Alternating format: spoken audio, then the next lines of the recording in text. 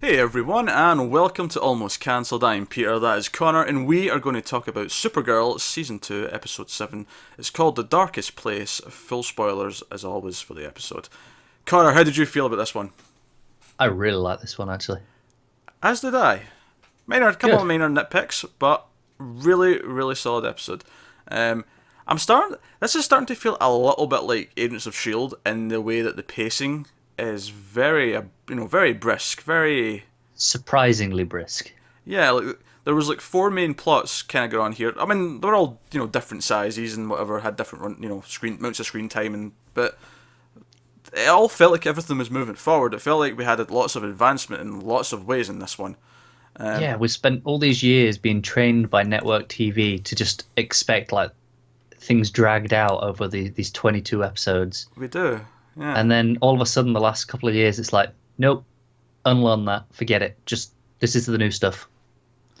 It's almost like they've realised that keeping our attention is much easier if we're not being strung along with plots that feel like they're spinning their wheels, and it's like the opposite of Walking Dead season 2 where things Yeah, are actually happening. do you know what it is? It's like they actually have some ideas and they're like, hey, we could actually do stuff. Do you know what I think helps with shows like this though? I think because there's like decades and decades of comic books of material that they can draw from, that there's never like a shortage of stuff to do. There's Yeah. always more they can, and they've got so many. They've got Martian Manhunter, they've got Mon-El now, they've got Guardian. Like there's so many different characters they can give plots to, and in this case they actually give plots to pretty much everyone. Everyone has their kind of their own plot in this one, They really do. which is cool. So that's where will we start? Oh, uh, okay. First of all, Batman reference. Yep. I was wondering when that was coming up. Let's start with the biggie. Because it's funny because last year there was kind of a reference to Batman, but you could argue it was maybe just like that universe's Green Arrow or something, because it was just a line about masks. Whereas Yeah. here it was no, Superman worked with a vigilante who had lots of gadgets and had a lot of demons, and I'm like, Batman. Yep. That's goddamn Batman. Yep. And I was like, oh, this is so exciting. Batman He exists in this world. That I is know. fantastic. Which, I don't expect to ever see Bat. I mean, I'd be cool if we did. But do you remember all those rumours before this season started of Batwoman showing up? Yeah. It makes me think that maybe not Batwoman specifically, but it makes me think that one day we in this show we might get a Bat-related character. That's true. I'm still waiting on Nightwing because we've had so many Bloodhaven references in the rest of the CW verse. I can see it. Honestly, I think Dick Grayson's a pretty strong, because he's kind of like how Supergirl's kind of the first. Not sidekick, but like new like sub Superman character. I can almost see Dick Grayson being the perfect, Representative of the Bat family. yeah, first sub Bat character, kind of thing. Yeah. And that would work a lot. And also, I would not be appalled between a Dick Grayson and a Supergirl romance if they wanted to go that route. I would be 100% down. There's very few men I think are worthy enough for my girl Kara, but Dick is one Dick of them. is one. Yeah. But more on who's worthy for Kara later. But yeah, Batman reference. We'll get that out of the way. Let's deal with Alex and Maggie first. I feel like obviously last week's was a lot of that. That was like a big focus on that, and it was fantastic stuff. This week it was a lot, fair bit shorter. There was a couple of follow up things. With Alex kind of like being honest about how she feels about being shot down. Which again was another example of her doing a great job. In fact, actually, see, before we even talk about this plot, we have to make an apology, We do. a statement. Yes, a public statement. Last week, and also like 3 weeks ago, twice now on this show, we have stated multiple times that Shyla Lee is 44. This is Right. incorrect. Oh, I would like to apologise to Shyla Lee because she's actually 34. And I feel like that would probably upset her if she heard it. Some kind people in the comments were nice enough to point out that she was in fact 34. And one even suggested that just to check IMDb for these things. The funny thing is that when I heard from someone, because someone else did say 44, this is why I even thought it. Yeah. I did hear it from someone. when I heard this, I was like, oh, that's not right. She doesn't look 44. I did go to IMDb. I did check. Turns out my math skills just aren't what they used to be. Yeah. I knew exactly where this story was going. I think the worst part is, I think I may have done the exact same thing. So, full apologies to Shyla Lee. She is 34. She's not 44. To be fair, we did say she looked great for 44. We did say she did not look that old. Yeah. So, but And apologies. we clearly need to do some night school. Yeah, just go back to some math classes. Yeah. So yeah, that's out of the way. But no, fantastic acting from her, I thought, and particularly the scene where she actually says, like, you know what, I'm not sugarcoating this. No, I feel like shit because of, you know. Yeah, it was really good. Because I actually quite liked her reason. It's like she felt brave enough to come out because of this. The line that I really liked was when she said, I don't feel like I'm on this fantastic new voyage because I've come out. Like, it's not like I feel like this great big success, you know, oh, I've came out, that's a relief off my shoulders. I came out because I wanted to be with you. Like, Yeah, it says it wasn't for some abstract concept, it was for a person. Yeah, exactly. It was specifically for her. Yeah, and it was really good. And because that's, like, not there, and I can completely kind of get that, like, you know, I actually completely understand that. I like that. That was really good. Actually, she is killing it. Like, I feel like Alex is a character who I was just kind of so on last season, but this season she's really again, proving that Wynn has chemistry with everyone. The scene with her and Wynn was phenomenal. Yes, it was. It was funny. It was like she was like this big. This was like her really being a big sister, almost like a mother character in this scene, where, you know, she says, like, oh, I've got 8 different ways to, you know, make you talk with my index finger, and he immediately gives up the information. And then as she's walking away, I'll deal with you two later. And it was when she said that, it was like the angry mum walking away and, like, saying, I'll deal with you boys later. You know. Yeah. But she's been really fun this season. I mean, she's been fun, but she's also having the great, you know, romance storyline, which is not something I expect to say from a CW show, honestly, but she is. That's true. And like you say, she wasn't particularly great. She was never bad. Yeah, she was fine, but there was nothing. She was no Lucy Lane. Yeah, she wasn't as bad as Lucy, absolutely. But she was always just kind of there. Yeah, whereas this season I feel like maybe it's just because they literally have given her something to do in her own plot. Like, you know, she has this storyline that's hers. It's not just, I'm here to be the agent for when Kara's doing things, you know. She has her own. It could well be that, yeah. I think also Wynn being the DEO is genius, and I never kind of realised it until that scene, that the reason why it's brilliant is because he does have such good chemistry with everyone, that being there actually gives him a chance to interact with everyone. Because at Catco last season, he only ever interacted with Jimmy, Kara, and Kat. He never interacted with Hank or John. He never interacted with Alex. He never interacted, anyone in that side of things. He did time to time, but it was probably less than a quarter of the episodes. And this season so far, we've had him interact with them. We've had him interact with Mon-El, which was good fun. Like, him being able to actually connect with all these people is actually really, really good. I don't know what it is, but there's something about when you put him in a room with Wynn, he elevates every single person on the show. He does. He has insane chemistry with everyone. Yeah, it's fantastic stuff. So when Kara eventually dumps Dick Grayson because she realises that Wynn's her one true love, I'll be okay with it because Wynn's earned his place there. Exactly. We are awful, aren't we? Okay. So, yeah.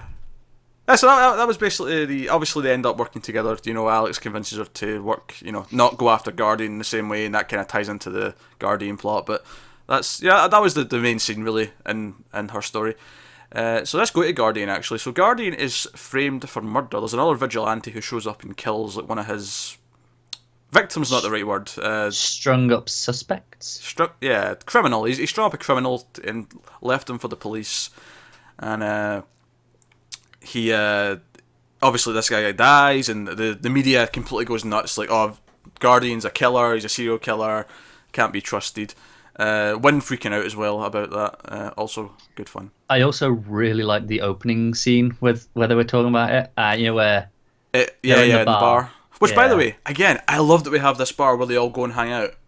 It's so nice and refreshing just to have a place for them to be off the clock. Don't get me wrong, I like it when they're at Kara's apartment as well at the end. Like, I always liked that in season 1 too, but like it's nice that we've got these places now where they can go and just be a group. It feels more natural for them all to go out somewhere rather than always go to one person's house. Yeah. Sure. But like I also get them just hanging out there for pizza. Yeah, you can have both, just not that all the time, I think. Yeah, but because the good thing about the bar though is that Maggie can just walk into the scene, like whereas that can't really happen at Kara's Exactly. house. At least not until maybe once if they're a couple at one point, and it's more normal for her to just show up. But Yeah. we can have other things, and we can have one praising the chicken wings and then realizing that they're in an alien bar and it might not be chicken. Little, Still eat it anyway because it tastes good. little nuggets like that. Yes, I meant that pun. Thank you very much. I'll be here all week, folks. But I actually really like that opening scene because it had a lot of energy, because while they're talking about it, it intercuts with like the mission that Guardian and I was about to say Jimmy, Guardian and Wynn were on like the night before, and they're talking about it, but it intercuts with them doing it. Yeah. It had a lot of energy. It kept it feel like we felt like we were getting the sense that they've been doing this for like maybe a week or so now. They're getting the hang of it. Well, it also gives us the other people's points of view. Like, what does Kara think of this now? What does, So. And you had the fun of them covering it up, like yeah. like them not wanting to actively say something bad about the guy because they know it's them, and it's always fun when that happens. I still think they were being a touch obvious, but See, that's always the thing with that, though. Sure, it seems obvious when you know, but is it obvious if you don't? True. At least in this case, because it is Jimmy. Like, would Kara suspect Jimmy's a vigilante? Because we wouldn't suspect Jimmy was a vigilante if we didn't know. Exactly. Maybe in this show, because he's like 6'5" and like athletic and could clearly kick my ass. Because typically speaking, when I look at Jimmy Olsen, I think I can beat him up. Yeah, he's a scrawny ginger guy. Exactly. For the record, Connor, I could beat you up. We'll see about that. But I look at this Jimmy. Nah, he'd not happening, is it? He'd wreck me. I'd be the one hanging upside down if he decides it. So we have the Guardian plot, and they're trying to clear the name, and they investigate this guy who's this ex-Navy officer who his wife was killed, and he's going after criminals who got off on technicalities. Yeah, got off on technicalities. Gamed the system, I think is the phrase that Wynn uses to describe it. And it makes for some fun stuff. I'm still digging the shield and how it pops out, and I think the action in general looks pretty good for that. Yeah, it's like we always say with Supergirl. They don't really have to go out of their way for the hand-to-hand combat in this, but they actually kind of do, and it does give it that extra bit of polish. And also, I'm absolutely loving the Guardian theme music. All right, okay. It's a fantastic little piece that just plays when he kicks into action. I love it. Yeah. A little cheesy, but it's meant to be, and it works. Exactly. Yeah. No, I can feel it. So obviously, the thing about obviously Supergirl's plot is that she's sort of like taken away from everyone else in this episode. So we do have, the guard. I mean, the Alex and Maggie stuff is kind of a true subplot in that it's just kind of around the other stuff. But the John stuff and the Guardian stuff feel like their own plots where, these would play out very differently if Supergirl was around. In fact, Supergirl was even on the way to stop the Guardian at one point when her plot kicks in, with Mon-El and all that and Cadmus. So they have to deal with this themselves. So, and to be fair, Wynn and Jimmy mostly do, and then Alex shows up with Maggie to arrest the other vigilante. Which, by the way, I love that when they find him and they're having this fight, they're in a place that has tons of barrels, presumably with gasoline or oil or something in them. And because the guy's just throwing grenades and stuff, there's just random fire everywhere, and it's so cheesy 80s movie. There's almost no reason for all this fire, except they've kind of justified it because it's all oil drums and whatever. Yeah, and I'm like, it's look, probably not what you typically see, or what should be there, but I'm going to allow it because it's cool. Also, I'm starting to see why we go so long on these Supergirl reviews compared to the other DC shows. Because there's 4 complete plot threads to talk about. There is, exactly. We've not even got to Supergirl or John's plot yet, and we're almost 15 minutes in. This is... Anyway, we should do that then. Let's go to John. We'll save Supergirl's main plot for last. So, John's having these weird flashes of his dead family. Mainly, and we know it's because of the White Martian blood that he had to get from... Well, that's the thing. We know that at first. We know that, yeah. But it's very, he thinks it's just, he's seeing things and stuff. Until he starts try to shoot random people that he thinks is a white Martian. Yeah, that's when he realizes, something might not be right here. Yeah. But, do you know, I always like when they dip into Jean's past. Like, see when he sees his wife and kids, it's actually kind of a touching little sad moment, you know? It is, and you can see him just, he kind of just completely stares off and loses interest in the conversation and just can't focus on anything else. It's some great acting. Even it's just a small moment, but it's great. For the record, I'm going to keep calling Miss Martian Megan, because McGann is really hard to consistently say, I feel. Fair enough. No. I'll just call her Miss Martian. There is a reason that it is that, so that you can just say Megan if you want to. Yeah, exactly. Like, yeah, I know. But I realise it's McGann, but it's hard to. Oh, that's her human alias is Megan. I just feel like I really have to think about it. Otherwise, I will just say Megan. Yeah.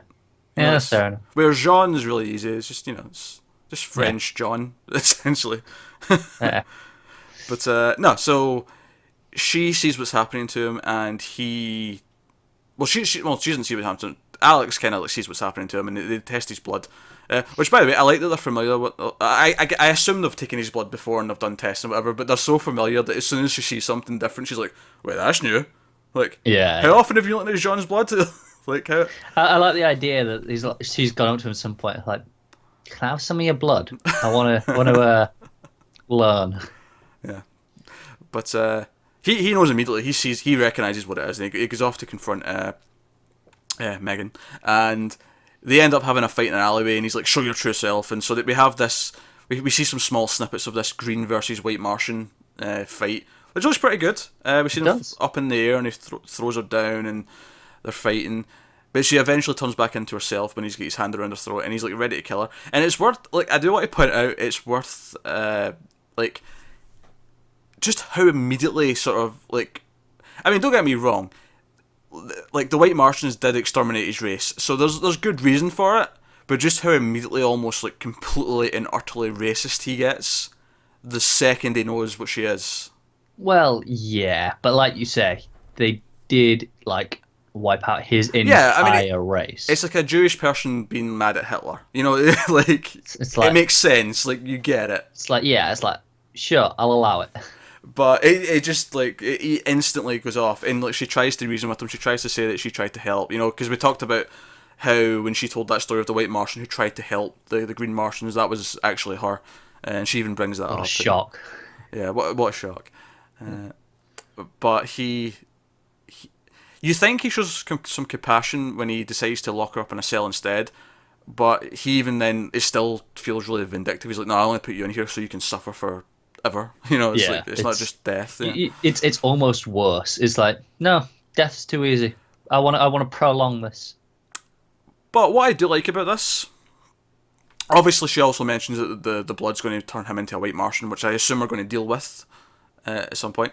But what I really like about this is that it gives him some proper, like, conflict on his own. Again, kind of like how Guardian has his own plot, he now has his own story, and like Alex has his own story. Which again, he didn't really have his own story in season 1. You know, we found out about his past, but he never really had his own. I don't think he even had his own, like, full episode really at any point. Arguably the flashback one where we see what happened with that's true. Jeremiah. Was kind of, well, yeah, it was kind of his, yeah. So, but you know, but what I do like about it is it does give him that, and it also sets up a story that I always love in shows, is when he at some point is going to learn to trust her. She's going to somehow prove herself to be on the hero side of things. And I always enjoyed that story. Don't get me wrong, it's not like it's new or original, but it always tugs at the heartstrings. The thing is, we've already kind of had it a little bit this season with Mon-El, and I can't wait for him to have to, like, or when Kara finds out about this, and she judges him for what he's done here, and, you know, like, because she's gonna see this is what she did with Mon-El. Yeah, you would think. Sure, maybe you say, oh yeah, white Martians are worse than Daxamites.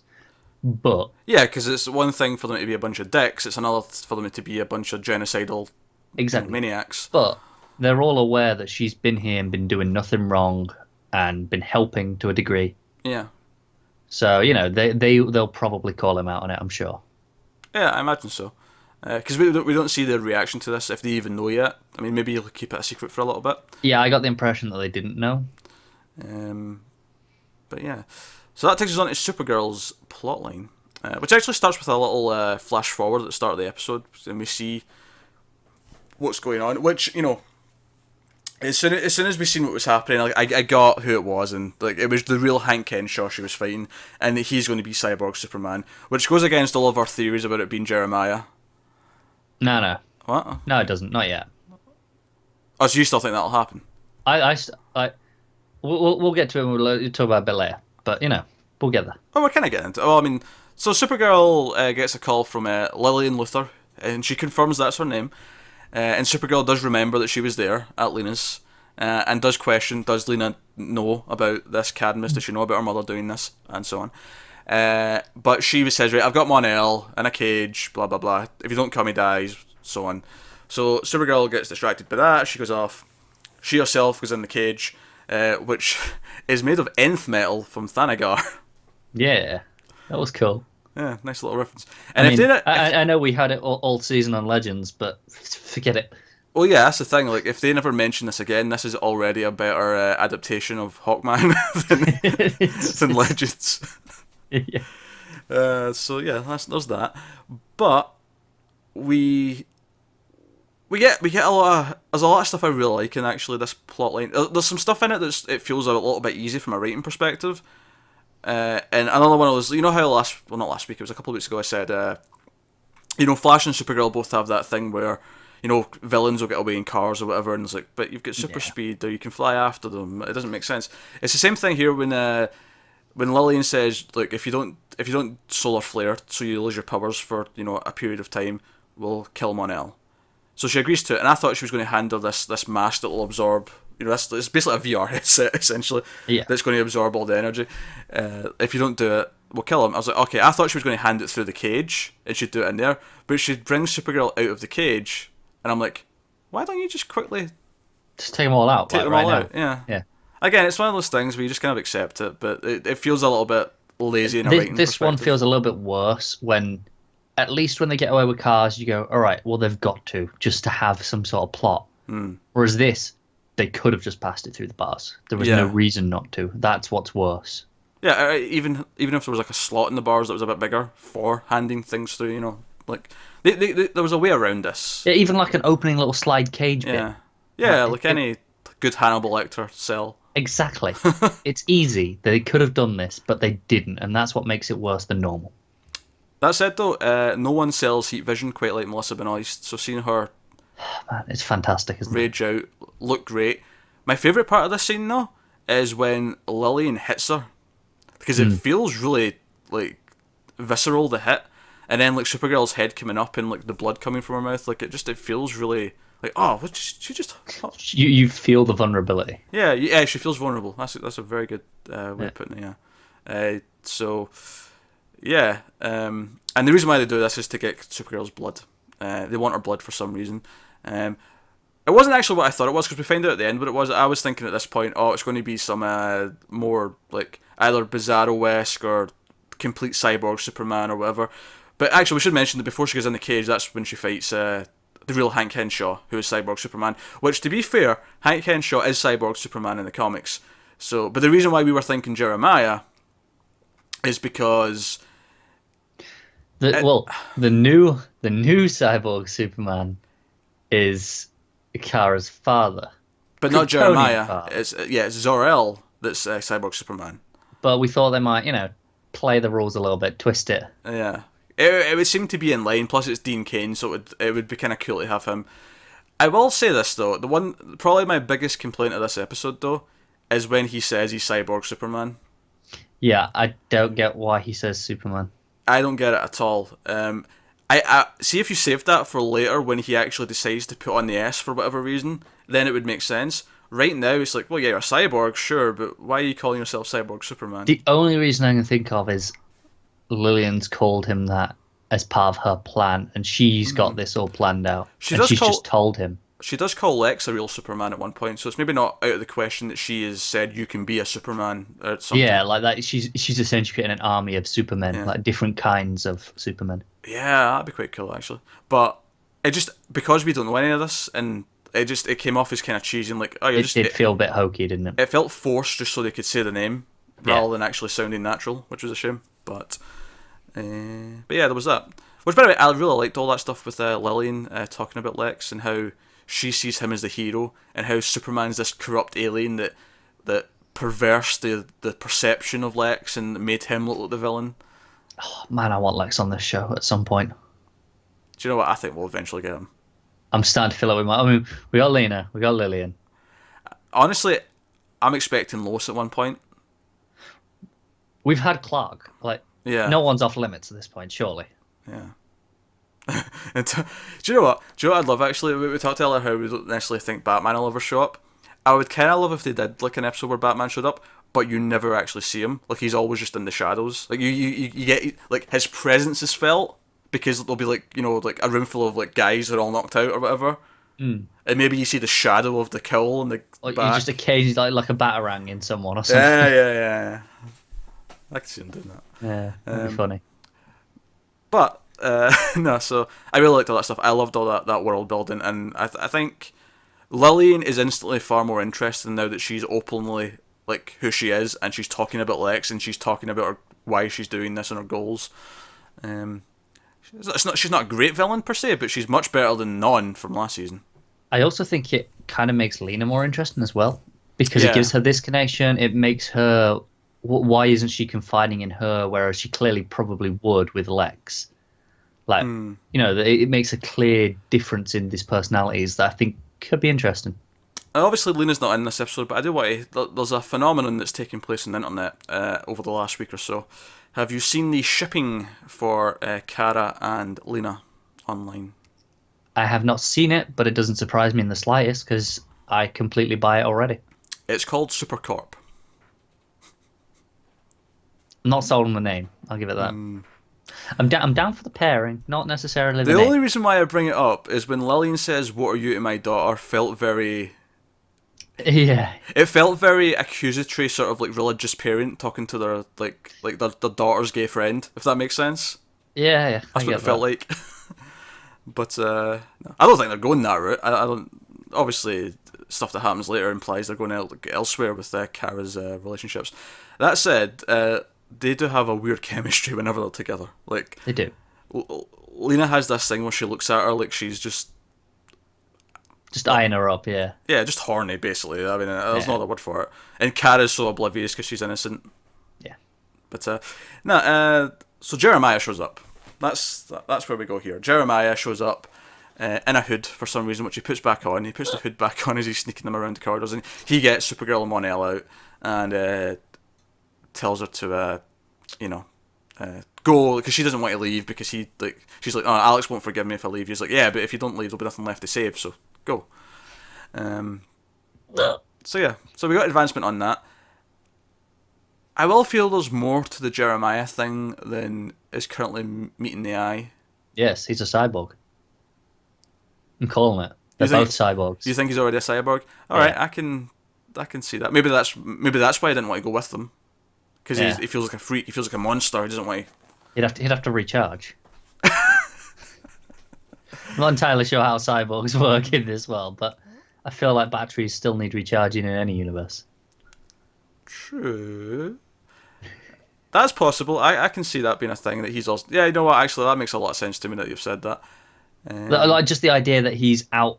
Sure, he's got the hood, like he's kind of covering up, but he's roaming around this facility. He doesn't feel like he's locked up. He feels like he's just meant to be around. And more importantly, he can easily open the cages. Yeah. I think he's a cyborg. I'm not entirely sure if he's like under Lillian's control or not. Which begs the question: if he is, why did she let them go? But maybe just because she'd got what she needed, but she wanted to make them feel like they got away.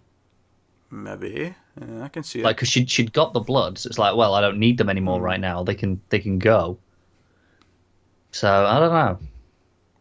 Yeah. I don't know. It did feel odd just how he was able to just roam around like he didn't feel like a prisoner. I mean, I was almost thinking, is he like actually kind of wanting to be working for them? Like, there's like a weird agenda here? Yeah, no, I'm Cyborg, fully nah, in the minute. Cyborg. I feel like he's a cyborg as well. Yeah, Cyborg and makes he's more the true sense. cyborg Superman we'll get once Hank is dispatched relatively easily. Ah, dear. Yeah. So they get out, and and obviously we have that scene towards the end with them in the apartment, and Mon-El awkwardly asks both Jimmy and Wint if Kara is single. Well, Oh, he goes around it in like a long way where he talks about Daxamites and their rituals and whatnot, but basically he's asking if she's single. yeah, of all the guys to ask. Yeah, he asks both of them, and I love their looks at him. It's like, what did this mofo just say? It's like, oh my god, we've both been here already. Do we have to go through this again with someone else? It's like we've seen how this story ends. Yeah. It makes sense that he has a crush. I mean, who wouldn't have a crush on her, to be honest? But We all do. do I actually really liked about this scene? No, is when they're sort of talking about her, and we occasionally glance over at Alex and Kara. They seem so natural together as like sisters, just like Yeah, over there chatting. I really definitely. liked that. There was just a nice little like family familiarity to it that I really appreciated. I agree with that. But yeah. Other fun stuff though is Alex knows that Jimmy's vigilante, wrong show. Alex knows he is a vigilante. He's not the vigilante. He is a guardian, but she knows this, and she's not told Kara. So there's some fun stuff at the end, even with Kara like talking about him and her even like giving like a weird look at Jimmy. I don't even think Jimmy knew that she knew. He definitely Yeah. didn't because he then gives Win a look and Win's like, yeah, we should probably talk. Yeah, that's pretty cool. So all fun stuff, and of course the final scene, which got me excited because Kalex. I was like seeing Kalex. I'm always down for Kalex in any scene. Fortress of Solitude. So what they actually need Kara's blood for was to pass the DNA test in the fortress, and he's there for information on Project Medusa. Yeah. I mean, I do not know what this is. Nor do I. The only thing from DC that I remember with Medusa is I remember Wonder Woman actually fights like actual Medusa, like as in the actual myth Medusa. But I also like that they're sticking with the Greek mythology themes. I mean, if you're going to go with Cadmus and talk about the Greek roots for that, nah, true. sure, Medusa. Yeah, no, makes a lot of sense. Yeah. I also really like, when he was walking through the fortress, that they didn't even know what species he was. Like, he's clearly, we know he's something different. But Well, for us it's easy because he's a cyborg. We know what that is. But yeah, this would be a new thing in this world. Like exactly. I mean, hell, it'd be a new thing in our world, but we just know it from fiction because we've seen it in other things. But Yeah. so yeah, cyborg. But no, a really strong episode. Everything felt like it moved forward. I pretty much liked all the plots. There are a couple of nitpicks as we mentioned here or there, but nothing. I think what's getting me more than anything else is beyond the pacing is the really good acting that's coming out of a lot of this. Obviously, we talked about Alex this week and last week. Wynn having chemistry with everyone. Supergirl feeling vulnerable, Yeah. and even her heart to heart with Mon-El when they're both in the cages and he's shot. Which, by the way, they've kept the fact that Mon-El's allergic to lead or vulnerable to lead, which is true from the comics. Yes. So that was a nice touch. But no, good moments like that, and still the Guardian stuff continues to not suck, which is pleasantly surprising. It is kind of a minor miracle, I'll be honest. But there you go. That's this week's Supergirl. Next week, of course, will be mostly a normal episode, but will lead into the crossover, the invasion crossover. Which, by the way, there was a cool little teaser video released today. I know. I was about to watch it, and then you bloody rang me on Skype. I'm so sorry. I was literally, I did, because it starts with, the newsreel countdown, the beeps. I got through that, and then Skype.